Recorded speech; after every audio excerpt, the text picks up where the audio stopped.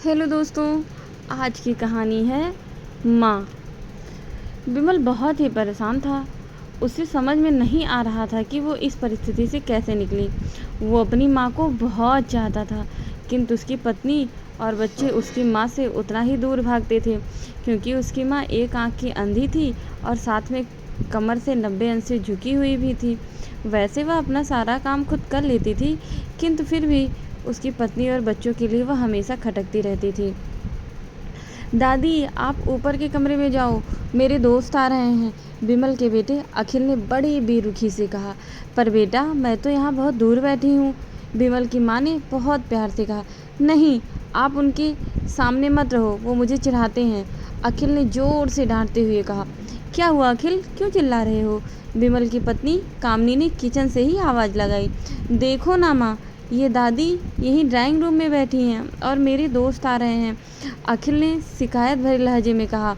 माँ जी, आप ऊपर चली जाओ, क्यों हम लोगों को हमेशा लजवाने में लगी रहती हो? कामनी ने बेटे का पक्ष लेते हुए बोला। बेचारी सरस्वती चुपचाप उठकर जीने के सहारे ऊपर जाने लगी। कमर झुकी होने के कारण उन्हें ऊपर चढ़ने में बहुत तकलीफ भी हो रही थी, किंतु वो पूरी ताकत से ऊपर के एक एक सीढ़ी चढ़कर कमरे में जाकर बैठ गई।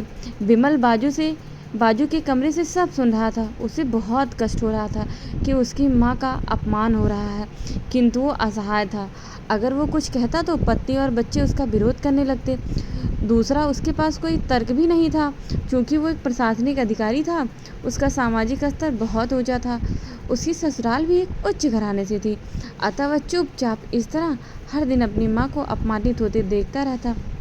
कुछ दिनों के बाद उसके चाचा, जो अमेरिका रहते थे, आने वाले थे। जब विमल बहुत छोटा था, उसके पिताजी जीवित थे, तब वो भारत आए थे, और उसके बाद अब वो भारत आने वाले थे। पूरा परिवार और आस पड़ोस के लोग बहुत उत्साहित थे। अमेरिका से विमल के चाचा आ रहे थे। डॉक्टर रमेश जैसे ही घर में कदम रखा, सबने बहुत उत्साह से उनका स्वागत किया। क्यों विमल, भाभी नहीं दिख रही, कहाँ है वो? डॉक्टर रमेश ने उत्सुकतापूर्वक पूछा। जी, वो गांव में रहती हैं, यहाँ उनका मन नहीं लगा, कामनी ने सपाट भरे लहजे में उत्तर दिया। डॉक्टर रमेश विमल की ओर देखे तो विमल ने अपनी आंखें झुका ली। डॉक्टर रमेश साफ समझ गए, बोले, कल हम लोग भाभी से मिलने गांव चलेंगे। दूसरे दिन सभी लोग गांव के घर पहुंचे। देखा कि सरस्वती को बहुत तेज बुखार है और वो पलंग पर असहाय पड़ी हैं। डॉक्टर रमेश दौड़कर सरस्वती के पास गए, उनके पैर छूकर रोने लगे। सरस्वती की ये हालत उनकी कल्पना से परे थी। मुझे सब पता चल गया भाभी, आप चुप रहो। क्यों बहू, तुझे अपनी सास की कुरूपता पसंद नहीं आई? समाज में तुम्हें नीचा देखना पड़ता होगा ना, इसलिए। डॉक्टर रमेश ने कामनी की ओर व्यंग पूर्वक बोलते हुए देखा। कामनी निरुत्तर होकर विमल को देखने लगी। आज तुम जिस सामाजिक स्तर पर हो, वो इन्हीं के संघर्षों की देन है।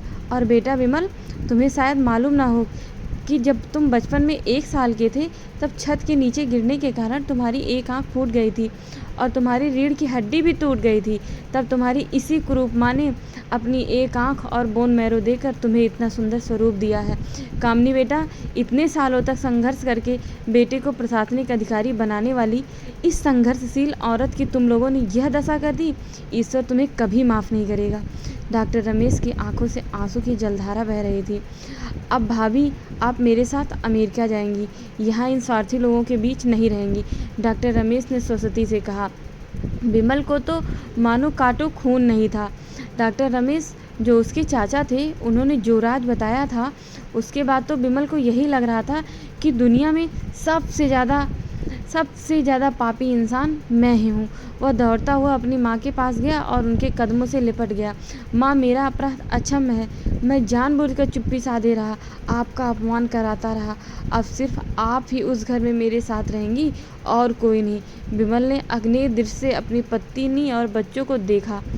कामनी को भी बहुत पश्चाताप हो रहा था, किंतु उसकी हिम्मत नहीं हो रही थी कि वह सरस्वती से आंख मिलाए। सरस्वती ने कामनी की मन स्थिति को समझते हुए उसको पुचकारते हुए अपने पास बुलाया और विमल को डांटते हुए कहा, खबरदार, जो तुमने मेरी बहू को मुझसे अलग करने की कोशिश की, तुझे ही घर से बाहर निकाल दूंगी। कामनी और बच्ची ने सरस्वती के पैर पकड़ लिए और अपने व्यवहार के लिए माफ़ी मांगी। माँ के हृदय ने सबको माफ़ कर दिया। वाह बेटा विमल, तुमने तो नाम उजागर कर दिया। अपनी माँ की ये हालत देखकर तुझे तो शर्म भी नहीं आती होगी। डॉक्टर रमेश ने विमल को लगभग डांटते हुए कहा। नहीं देवर जी, विमल का इसमें कोई दोष नहीं है, मैं खुद गाँव आई हूँ, सरस्वती ने अपने बेटे के बचाव में कहा। धन्यवाद।